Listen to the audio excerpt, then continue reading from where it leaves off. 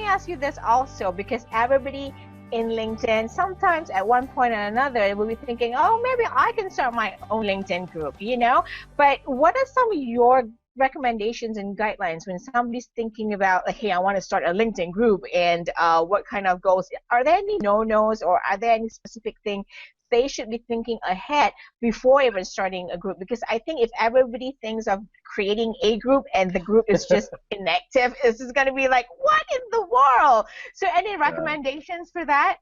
You know, the viability of a group is important to understand, because if you're going to go through all the trouble to create a group and everything else like that, and there's 20 other groups that are the exact same thing, it's not worth it if you're only going to get, like, 20 members in your group and it doesn't go anywhere. So you have to almost, first of all, determine, is it worth making this group? Are people going to join it? But, as far as no-nos, you really want to moderate it to make sure nobody's selling on there. You really want to moderate it as far as making sure that people are going to contribute some kind of content, that it's valuable content. It's not just them linking to their own blog somewhere because they want to promote their blog kind of thing.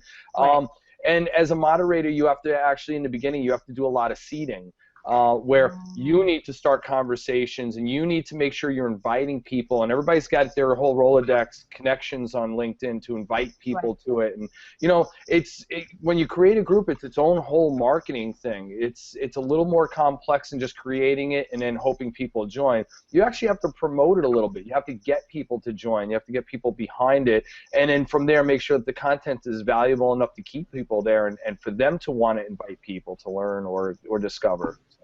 That's such a great point, because I think we all can gain a lot from groups. It's just about, because if someone's thinking about creating a group especially, you have to think about, if you want to keep those people in your group, you have to learn to moderate, you have to learn how to manage, you have to learn how to encourage people to engage and collaborate. That's the most important thing, and I think many groups are missing that.